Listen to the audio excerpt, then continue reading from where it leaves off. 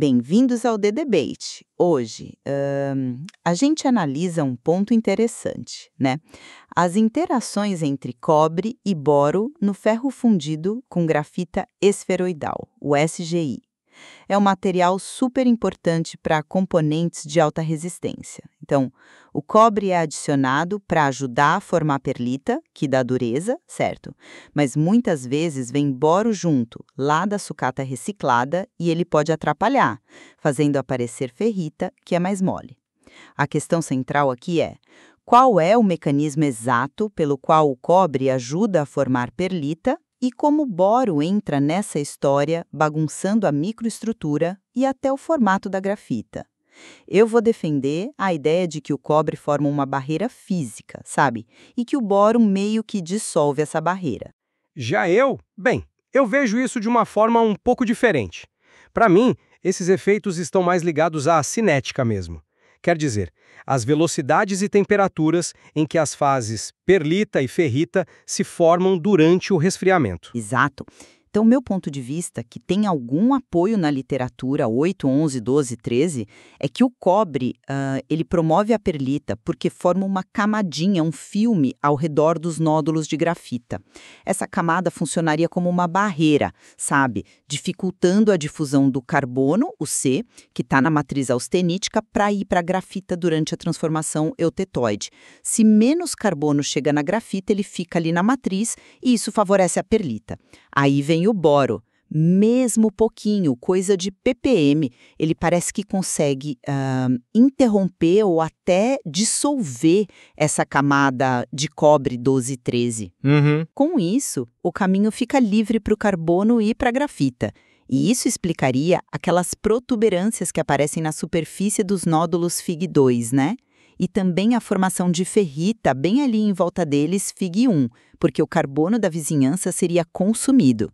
Tem até umas partículas triangulares que observaram na base dessas protuberâncias 27, que talvez sejam um subproduto dessa interação boro-cobre. Olha, a minha abordagem é um pouco diferente. Essa hipótese do filme de cobre como barreira física, ela é meio questionável, sabe? Algumas das evidências que o pessoal usa para suportar isso podem ser, na verdade, artefatos do ataque químico que se faz para preparar as amostras 14. E mais, quando a gente olha com microscopia eletrônica de transmissão, o TEM, o que se vê é só uma camada bem fininha de cobre, coisa de nanômetros lá na interface grafita-ferrita Fig3, conclusão 4. Não está claro se isso seria uma barreira contínua e, principalmente, se ela se formou antes para realmente bloquear o carbono. Uma explicação alternativa, 14 e 17, que eu acho mais robusta, é que o cobre promove perlita porque ele mexe com a cinética da transformação. Para ser específico, ele atrasa o crescimento da ferrita porque diminui a temperatura em que ela começa a se formar, a TEAL, equação 1. E tem dados bem legais de difração de raios-x síncrotron in situ, que é quando você vê a coisa acontecendo em tempo real, que confirmam isso. O cobre atrasa bastante a transformação de austenita para ferrita, Fig9b, conclusão 6. E o ponto crucial aqui, essa análise não mostrou nenhum acúmulo de carbono na ferrita, Fig10d, conclusão 7. Se existisse uma barreira física de cobre segurando o carbono, a gente esperaria ver ele acumulado ali na ferrita, né? O papel do boro seria mais complexo. Ele aumenta a temperatura TA e diminui o subresfriamento, ou seja, a distância da temperatura de equilíbrio que é preciso para a transformação começar. Fig 8, tabela 3, conclusão 5. E tem mais. Enquanto o boro sozinho até atrasa a cinética, quando ele está junto com o cobre, ele acelera. Fig 9, conclusão 6. Isso para mim sugere uma interação cinética, e não só lhe dissolvendo um filme. Entendo seu ponto sobre os dados cinéticos, mas veja por outro ângulo. Aquela camada fininha de cobre que o TEM mostra Fig3, ela não poderia ser justamente o que sobrou de um filme que era funcional como barreira, mesmo que fino ou talvez alterado depois? E sobre não ter acúmulo de carbono na ferrita nos experimentos in situ, conclusão 7, eles foram feitos com um resfriamento relativamente lento, né? 10 graus por minuto. Será que isso representa bem o que acontece numa peça real, que pode resfriar bem mais rápido? E mais importante, Como é que a explicação puramente cinética justifica aquela morfologia tão específica com as protuberâncias na grafita, Fig2, e aquele halo de ferrita em volta, Fig1, quando o boro está presente?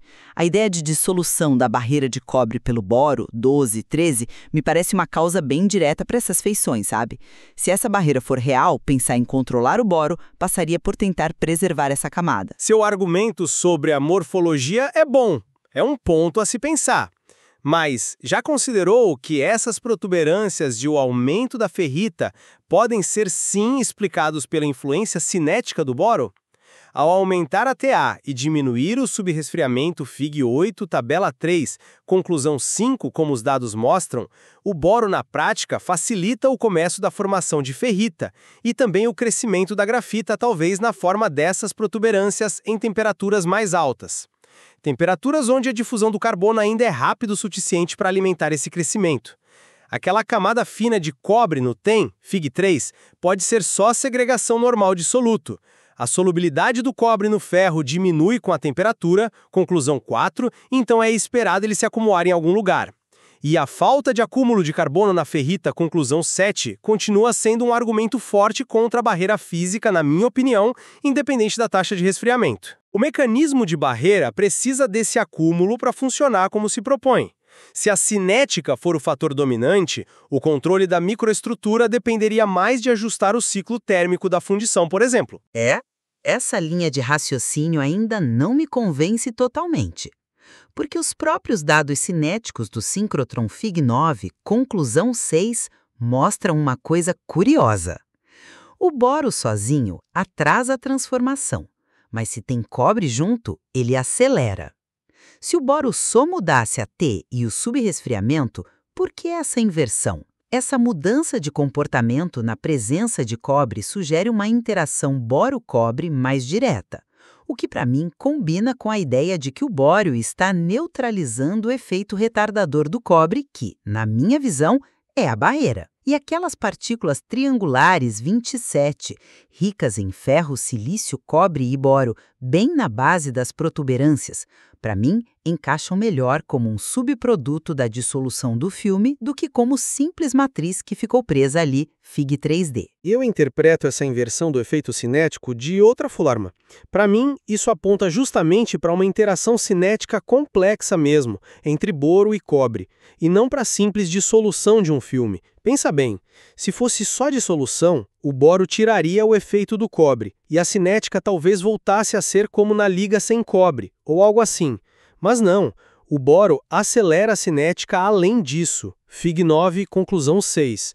Isso indica que ele interfere no mecanismo pelo qual o cobre atrasa a transformação, que, segundo os dados do síncrotron, tem a ver com diminuir a taxa de crescimento da ferrita. As partículas triangulares 27 podem muito bem ser fragmentos de matriz que ficaram presos durante o crescimento irregular da grafita, que o boro induz. Isso está até esquematizado no estudo Fig 3D. A explicação cinética, para mim, parece mais alinhada com o conjunto todo dos dados, principalmente esses experimentos in situ, que mostram a transformação acontecendo. Bem, resumindo a minha posição, então, as evidências visuais da microestrutura, tipo as protuberâncias na grafita e a formação clara de ferrita ligada ao boro, junto com observações que sugerem, sim, uma camada de cobre sendo afetada, me levam a crer que o cobre forma uma barreira de difusão e que o boro compromete essa barreira.